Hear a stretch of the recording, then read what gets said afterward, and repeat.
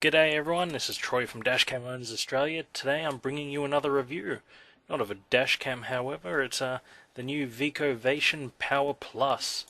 The Vico Power Plus is a battery power management device, so what that means is basically you hardwire it into the vehicle, you can plug your dashcam into it there. The dashcam, if it's equipped with parking mode, will now record at all times, and this device will stop you from draining your battery, as well as a few other features. Now this device has built-in low voltage protection, over temperature protection, over current and surge protection, and it also has timer protection, so you can set it to turn off after a certain amount of time. Now the Power Plus is also switched, so if you're parking somewhere like home where there's no use of recording like inside your garage, you can easily turn it off and it won't use your battery. Now I'll give you a quick rundown of what comes in the box with this product. Now starting on the left we have the actual Power Plus unit itself.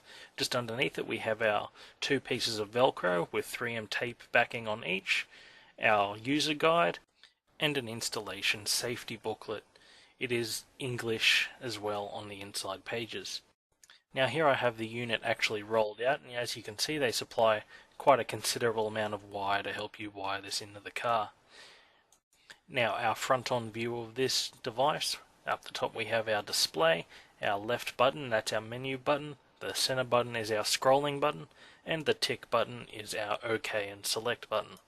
Now those options down the side are timer, normal, then the next set is bypass and activate. Now the timer option will turn off this device after a set amount of time. The normal mode is dependent on voltage, so you set the minimum voltage and it turns off then. Bypass basically just makes the device run off your accessories rather than your constant power.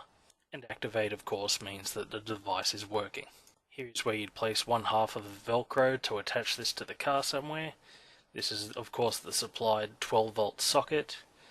Now we have the wiring. So as you can see we have a battery, that's going to be our constant, our accessory switch power, and our ground. Now to install this I used one of these blade fuse wire tap adapters. I got this from J-Car, should be available from most auto stores. Cost me $5. You can get them in full size fuses or mini size fuses. This allows you to piggyback off the vehicle's existing fuse adapters normally under the dash, so something to consider if you're installing this yourself. If you do plan on installing this yourself, please make sure that you at least have a basic knowledge in electrical circuits and vehicles. I don't want to see anyone frying their cars or damaging anything through trying to install this. If in doubt, you're better off just getting an auto electrician to handle it. Otherwise you could be like this poor bastard here on the left. Now to install mine, I already had an accessory socket underneath my dash for running my dash cam, so I just cut the plug off that and tapped into that for my accessories feed. For my permanent power source, I attached my fuse tap and just found a circuit in the car that was permanently powered. And that was all quite easy on my end. With mine, I'm going to mount the device as it sits in this photo, just in the bottom of the dash panel there, so it's out of the way, but I can still access it very easily if I need to. Now I'll give you a run through of the menus on this camera. Just excuse my dirty hands, I did only just finish installing this. Now our voltage options, we've got 12 volts, 12.2, 12.4, 12.6, 11.4, 11.6, 11.8, and 12 is our default voltage. Now this is the voltage at which the device will detect it's getting too low and shut itself off so the battery isn't drained. Now next set of options is our hours, so if you have this set to timer mode, this is after how long it will shut itself off. It's 6, 12, 24, 48, 72, and you've also got 2. Next set of options are our temperature options. So in this we can set at what temperature it will shut itself off. You can choose between Celsius, Fahrenheit, and having it turned off. So in Celsius, 75, it's between 40 and 75 degrees you can set it to.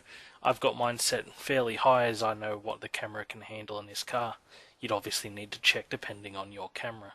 Now this final menu is for our voltage offset.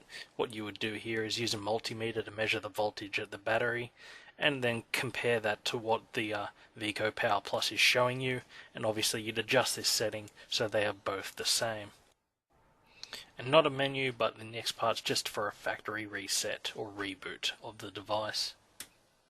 Now that I've got this all installed and set up, I can turn the motion detection on my camera. And as you can see here, I've left the car, gone to do some shopping, and the motion detection's picking up all the commotion in the car park. So all in all, this thing does the job quite well. It's got plenty of different safety cutoffs included, so if you'd like any more detail on this, I'll put a link down in the description. This is Troy from Dashcam Owners Australia saying goodbye.